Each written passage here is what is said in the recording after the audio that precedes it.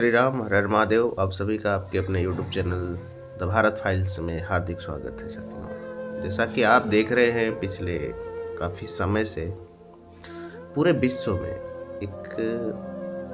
एक कम्युनिटी के द्वारा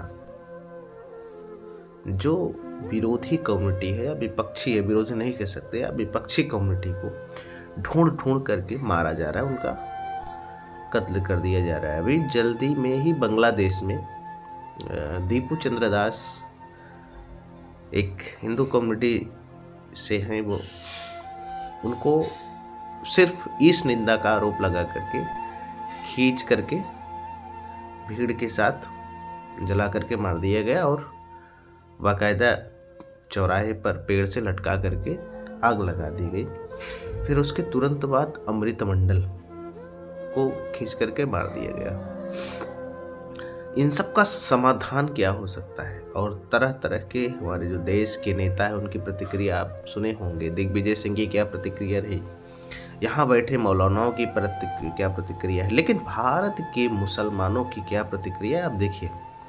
गाजा के लिए वो रो रहे हैं, सड़क पर उतर रहे हैं, लेकिन उनकी संवेदना सिर्फ और सिर्फ उनकी अपनी कम्युनिटी के लिए, बाकी किसी के लिए नहीं। इस्लामिक देश, खास करके जो अरब कंट्री को आप छोड़ दीजिए तो एशिया है, बांग्लादेश, पाकिस्तान या और सारे कई देश है, जहाँ अफगानिस्तान हो गया, यहाँ पे इस निंदा यानी मोहम्मद पैगंबर के ऊपर इसने टिप्पणी की। आप सोचिए कि क्या जो 8%, 1.5%, 2%, आधा परसेंट लोग हैं जिनकी कम्युनिटी है, ऐसे कट्टरपंथी देशों में वो इस निंदा या मोहम्मद पैगंबर या कुरान के बारे में कोई टिप्पणी कर सकते हैं क्या? भारत में तो कोई करता ही नहीं है, या पूरे विश्व में कोई कर ही नहीं रहा है। उसके बावजूद ये आरोप लग जाएगा। हर व्यक्ति का इस दुनिया में व्यक्तिगत विवाद होता है, सबका व्यक्तिगत विवाद है, आपका भी व्यक्तिगत विवाद है, हमारा भी व्यक्तिगत विवाद है, लेकिन एक तरीके से बस इस निंदा का इन्होंने मोहम्मद पैगंबर पर टिप्पणी करी। पैगंबर इतने बड़े कैसे हो गए, मतलब कोई भी टिप्पणी ही नहीं कर सकता, या किया है कि नहीं किया है कोई जांच नहीं। भीड़ आएगी, उठा ले जाएगी, सड़क पर मारेगी, घसीटते हुए आपको फांसी लगा के नीचे से आग लगा देगी, कहानी खत्म। साथियों, 120, 125, 30 करोड़ का हमारा भारत देश, इसमें 100 करोड़ हिंदू। खास करके जो मैं एक जानकारी के लिए बता दूं आपको, जो बांग्लादेश, पाकिस्तान, अफगानिस्तान में हिंदू, अफगानिस्तान में तो है ही नहीं, बांग्लादेश, पाकिस्तान में जो हिंदू हैं वो भारत के संविधान के अनुसार बैकवर्ड और शेड्यूल कास्ट के हिंदू हैं। जो मारे जा रहे हैं वो भारत के अनुसार बैकवर्ड और शेड्यूल कास्ट के ही हिंदू हैं। लेकिन यहाँ कोई भी बैकवर्ड या शेड्यूल कास्ट, दलित चिंतक, बैकवर्ड के चिंतक, पिछड़े के, जैसे हमारे मान लीजिए समय पिछड़े के सबसे बड़े चिंतक हैं अखिलेश यादव जी, अपने आप को मानते हैं लेकिन है नहीं।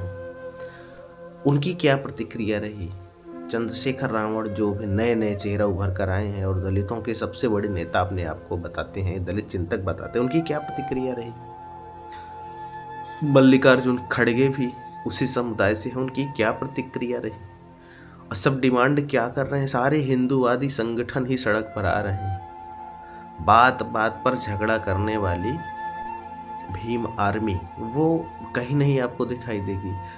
और जो वामन मेश्राम है, जो एक तरीके से मूल निवासियों की बात करता रहता है, और हमारी जो बुद्धिजीवी वर्ग है, हिंदुओं को या जो सनातन संस्कृति को सदियों से बचा के रखे आए हैं, ब्राह्मण समाज, उनको विदेशी घोषित करके बार बार उनके ऊपर टिप्पणी करता है, उसकी कोई प्रतिक्रिया नहीं, प्रतिक्रिया है ही नहीं, दे ही नहीं रहे हैं। तो देखने और सोचने वाली ये बात है कि हमारे साथ खड़ा कौन है। हम भी बैकवर्ड कम्युनिटी से हैं, आप भी जितने भी नौजवान हैं, कोई ना कोई संवैधानिक अनुसार, हम तो हिंदू और सनातनी ही हैं, लेकिन संविधान के अनुसार कोई ना कोई कम्युनिटी में किसी न किसी में वो हैं। उनकी क्या प्रतिक्रिया है, किस प्रकार से है? क्या ये नेता जितने भी हैं, इनको सिर्फ हम वोट बैंक ही नज़र आते हैं कि कुछ और नज़र आते हैं?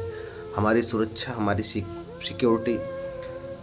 अब दिग्विजय सिंह कह रहे हैं कि यहाँ अल्पसंख्यकों के ऊपर जो अत्याचार हो रहा है उसकी वो प्रतिक्रिया है। ठीक है, अगर जो बांग्लादेश, पाकिस्तान में अल्पसंख्यक यानी अल्पसंख्यक समुदाय के साथ वहाँ की मुस्लिम कम्युनिटी कर रही, वास्तव में अगर भारत में प्रतिक्रिया शुरू हो गई तो दिग्विजय सिंह आप सुरक्षा कर पाएंगे क्या?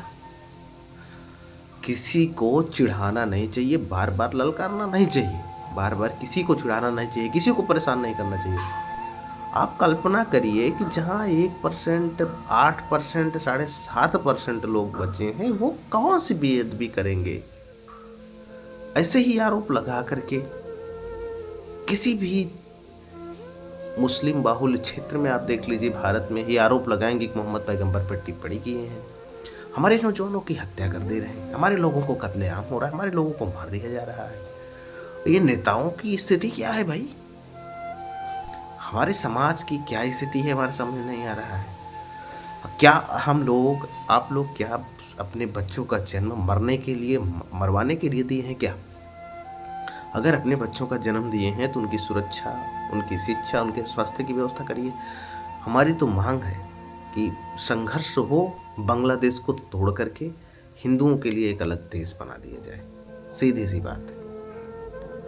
जब तक हिंदुओं के लिए अलग देश नहीं बनेगा, हिंदुओं की सही मैं आपको बता दूं, ये जितने भी बैकवर्ड और जितने भी सो कॉल्ड शेड्यूल कास्ट के लिए लड़ने वाले हैं, इनका सिर्फ भारतीय संस्कृति ही टारगेट है, बस हिंदू ही टारगेट है। बस जातियों में तोड़ो, जातियों में मरोड़ो, किसी तरीके से, इस तरीके से कर करके हिंदुओं का नाश किस तरीके से, यही इनका मूल लक्ष्य है साथियों, और कुछ नहीं। इनसे आप कोई उम्मीद नहीं कर सकते हैं, उम्मीद करना भी नहीं है इनसे। खास करके जितने भी हैं, एक भी, चाहे बिहार के या उत्तर प्रदेश या भारत के जितने भी बैकवर्ड शेड्यूल कास्ट के लिए लड़ने वाले लोग हैं, बात करने वाले लोग हैं, बांग्लादेश के मामले में या कहीं भी अगर मुसलमानों के द्वारा किसी बैकवर्ड या दलित की हत्या होती है तो ये बोलने नहीं जाते हैं। उसके लिए सिर्फ हिंदू संगठन के लोग सड़क पर उतरेंगे बस, और कोई नहीं उतरेगा। क्या इनको हमारा वोट नहीं चाहिए? वोट लेने के लिए चले आओगे, लेकिन हमारी बात को कौन रखेगा? साथियों, आप समझदार हैं। ये हमारा वीडियो जितने भी सो कॉल्ड हिंदुओं के साथ साथ जितने भी बैकवर्ड एससी के नौजवान हैं, उनके पास तो जरूर आप शेयर कर दीजिए। अपनी आंखें खोलिए, खतरा मंडरा रहा है लगातार, और सुरक्षा आपकी कैसे हो इसके बारे में